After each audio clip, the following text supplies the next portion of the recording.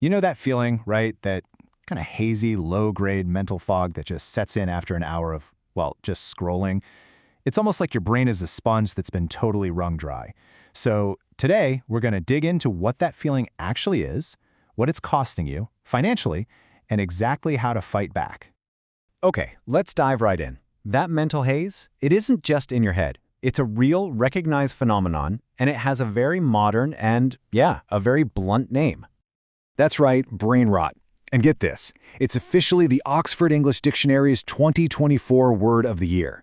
So this isn't just about feeling a little tired. It's about this perceived decline in our mental sharpness because we're just constantly consuming trivial, low-effort stuff online.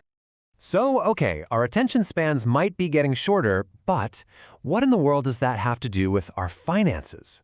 Well, as it turns out, the connection is absolutely huge, and it's one we almost completely overlook.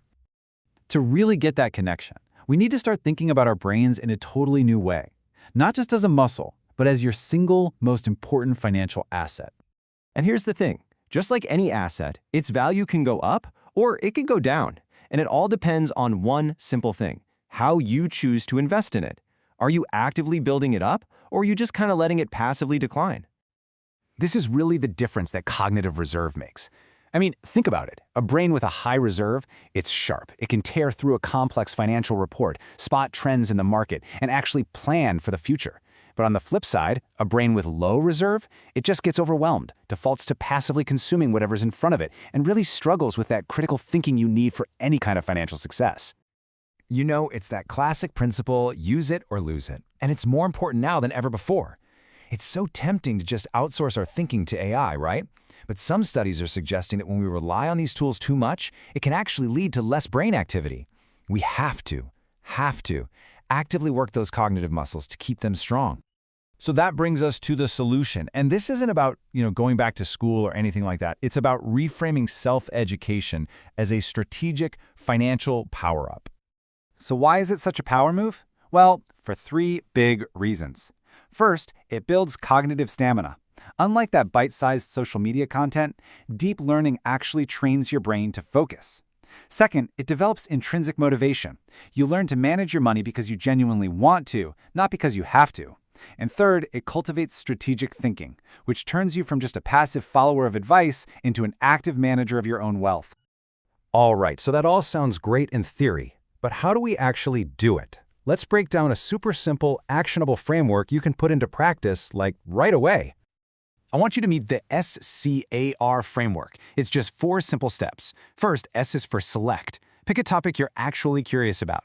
Then C is for curate your resources. Don't just browse around randomly. Third, and this is so important, A is for apply what you learn. And finally, R is for reflect. You gotta check in on your progress to make that knowledge really stick. Now, for that curate step, forget about trying to drink from the fire hose of information online. The key is to simplify. I love this rule of 3. Find one great foundational book, one expert you really trust, and one active community. That's it. That's your focused learning ecosystem. And for that apply step, there is no better tool than the Feynman technique. Seriously, just try to explain your investment strategy in simple terms, like you're talking to a kid. If you can't, well, you haven't truly mastered it yet. This one simple exercise is unbelievably powerful for showing you exactly what you don't know. So you've got your framework, but listen, the journey isn't always going to be a straight line. So let's talk about the mindset you'll need and a couple of common traps you're definitely going to want to avoid. Okay, be on the lookout for these 2 pitfalls. First, the beginner blues, that frustration you feel when you're not an expert immediately. Just remember, mastery takes time, so try to enjoy the process. And second is shiny object syndrome. Jumping from crypto to real estate to day trading without going deep on anything, that's just a more productive feeling version of brain rot. You gotta stick with it. When you really boil it all down, this whole thing comes down to a fundamental choice.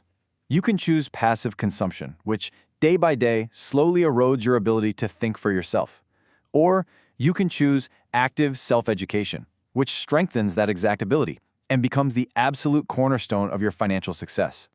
So as we wrap this up, I'll leave you with this question. We talk all the time about investing in stocks, and bonds, and real estate, but when you really think about it, what is the single best, most powerful investment you could ever possibly make?